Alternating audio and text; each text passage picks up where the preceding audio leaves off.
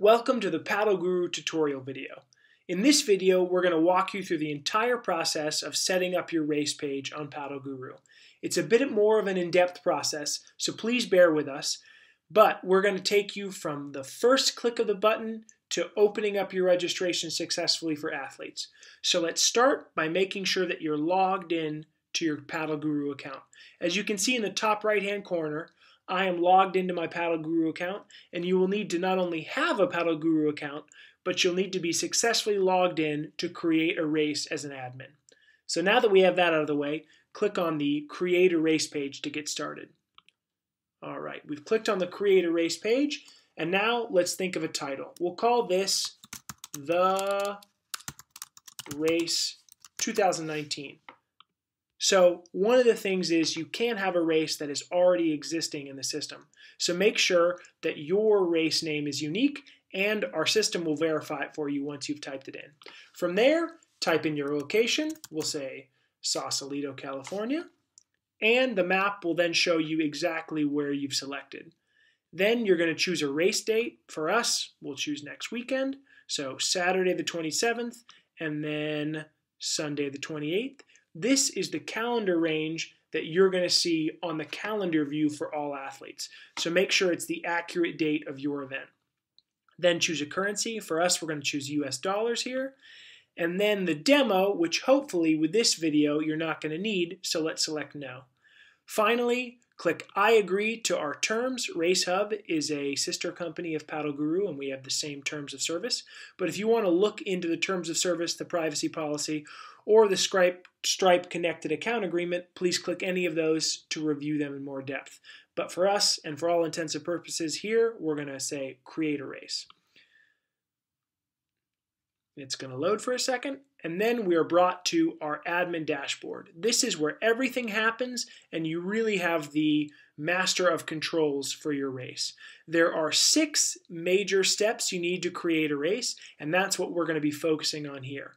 PaddleGuru is set up so that it'll walk you through each of these 6 steps, but with this tutorial, you're just going to have a little bit more information. So let's start with general info, and let's get this thing rolling. The first step is general information. Now, most of this information will be filled out because you've already given it to us, but there are a few things we need to go over. First, race listing. We'll come back to that, but it's going to have to stay private for now.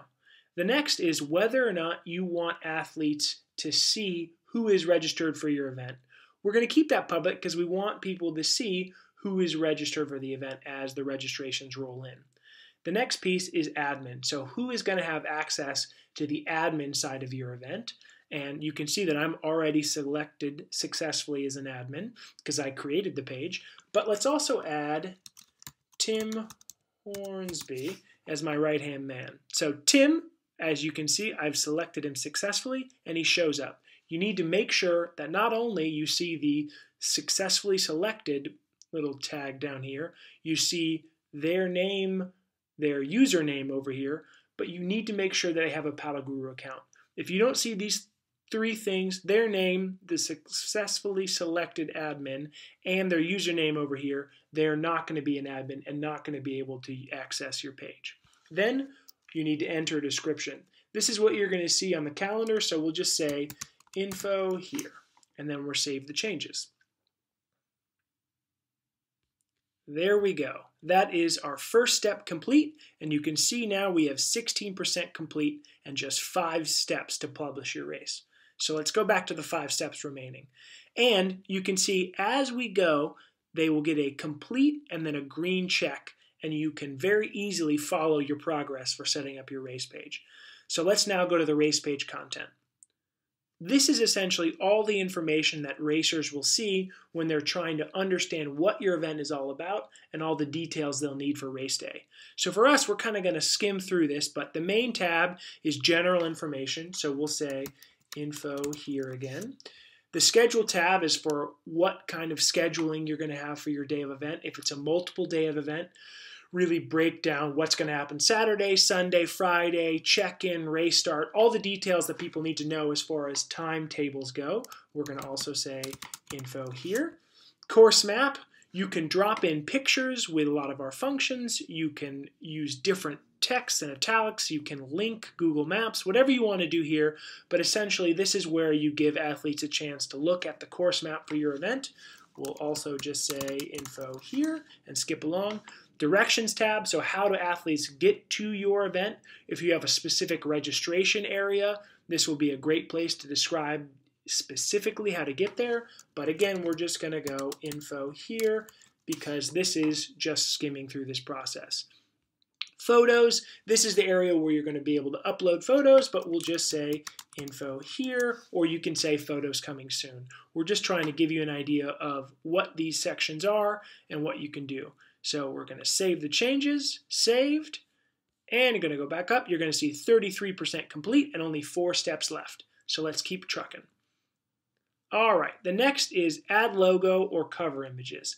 So on this one, you're going to need to click to add a cover image and click to change your logo. So let's add a cover image here. You're going to choose a file from your computer. Let us go with, let's go with Kenny and Austin here. So we're going to upload it. Boom, we've got the cover, and now let's do the logo. Let's choose a file, and we'll do Austin and Hank. And we're going to upload it. So there we have our cover photo and our logo, and now we just go back to the admin dashboard, and you can see that another step complete, and we have now 50% complete. So just 3 steps remaining.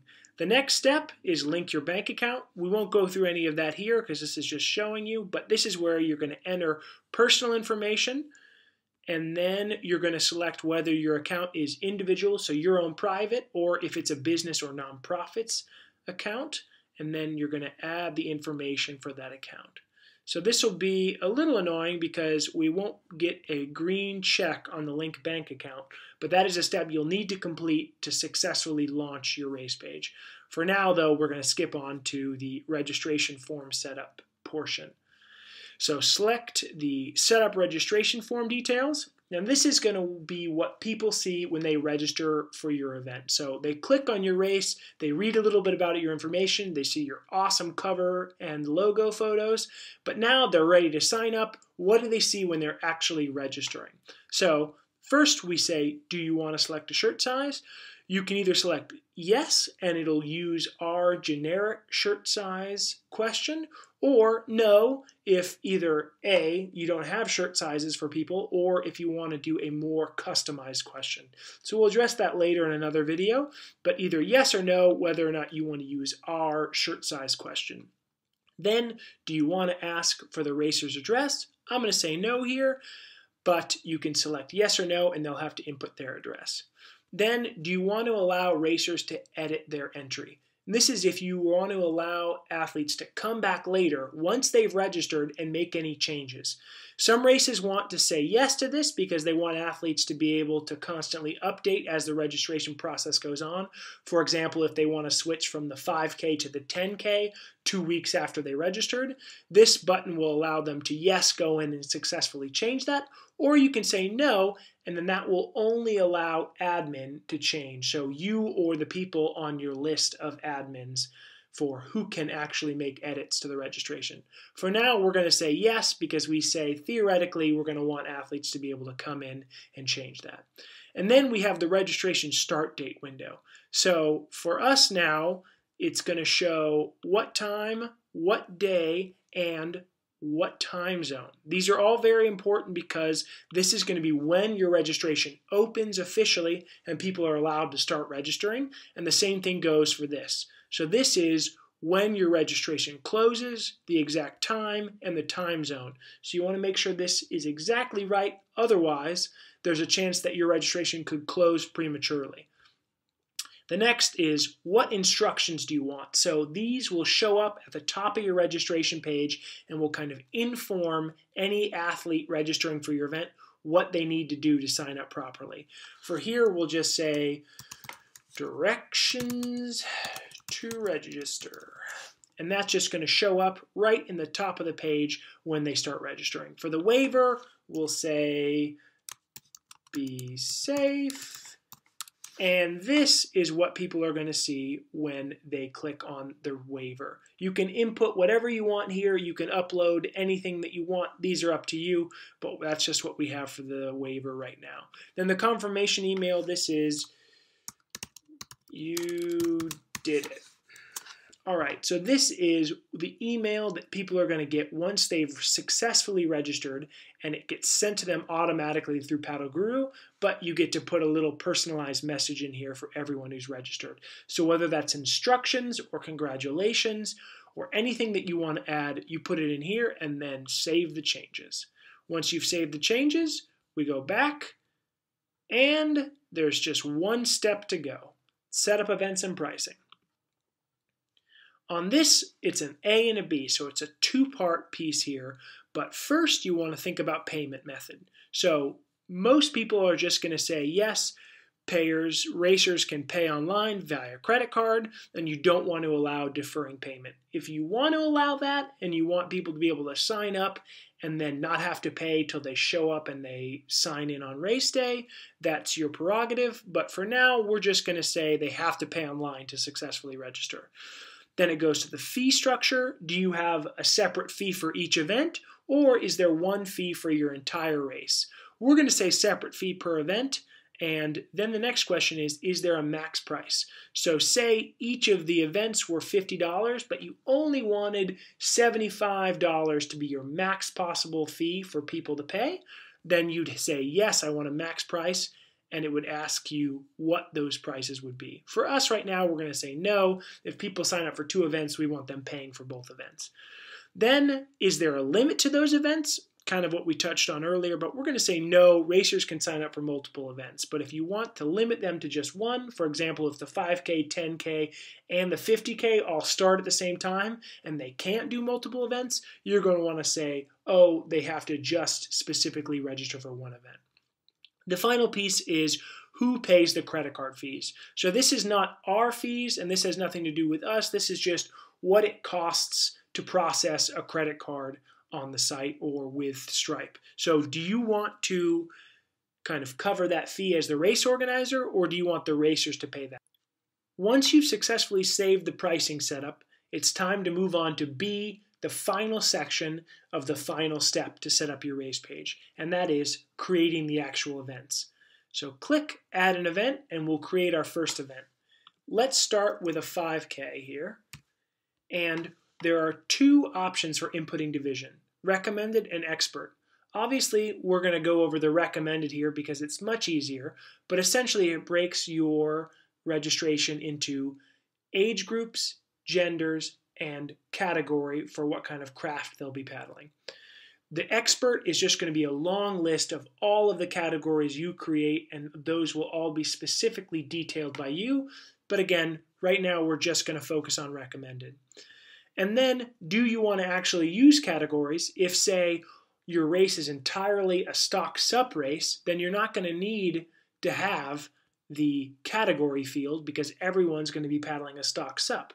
But for us, we're going to say, yes, use categories for this event because it's going to be more of a waterman event where there are going to be multiple available categories for people to use. But let's start with age groups. For our purposes right now, we're just going to have 2 age groups, junior and open. So let's start with junior. They can be 1 to 18, and we'll call this junior. And there's going to be 19 to 100. That will be the open. So when people are registering for your event, those are the 2 age groups that they can select when registering.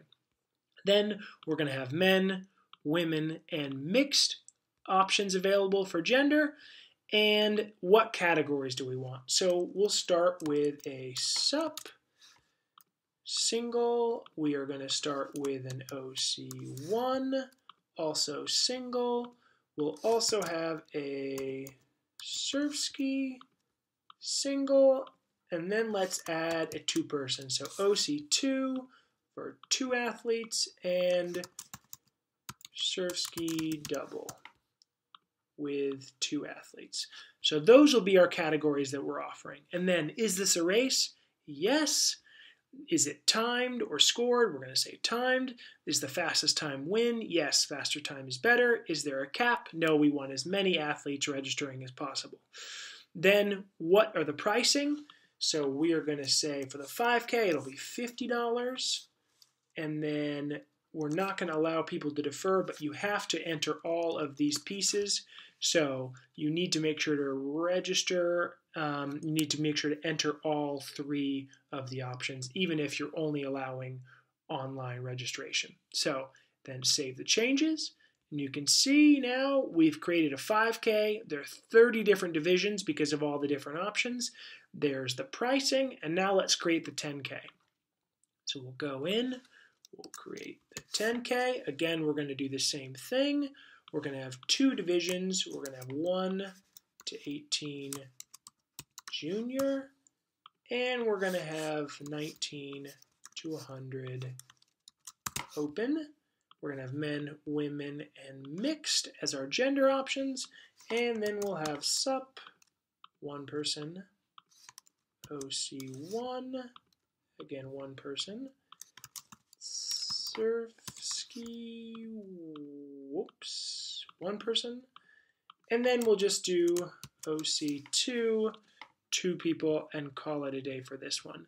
Again, yes, it's a race. Yes, it's time. Yes, faster is better. Let's say a 50 event cap because the 10K is a little more prestigious, and it's going to be $100 across the board. So now we're going to save the changes. Now we've created our 2 events, and if we go back, aside from the link bank account, everything is set up properly. So what we're actually going to want to do now is take our race page live. So it'll say no steps left, you're good to go, now it's time to publish your race. So we're going to go back to the general info, and we're going to actually take this public now because we're ready for everyone to view it. And it'll be public. So then we're going to look at our race page. So this is what everyone's going to see and what everyone is going to land on when they click on the race 2019 on the PaddleGuru website. So you'll have your information here that we've given them in the schedule, in the start list. No entries have been received yet. Results will not be posted yet. The course map, the directions, the photos. All we have is info here, obviously, at the moment because we went through bare bones. But then the next step is, what is the actual registration going to look like? We've just set that up. So I want to show you what that looks like. Click the Register Here button. People will be signed into their account, so we're registering as me. Then they have the 10K. Again, you see the pricing. You see the junior open. You see the male-female mixed. And you see the different categories. There you go. Those are the options there. Your credit card is the only option. You have to select yes on your waiver, shows you the price, and then you submit, and that's how you check out. And that's all there is to it. Once you have filled out all 6 of these steps, it'll show you that you are good to go, and your race page is successfully online. So congratulations, you have a race that is up and operational.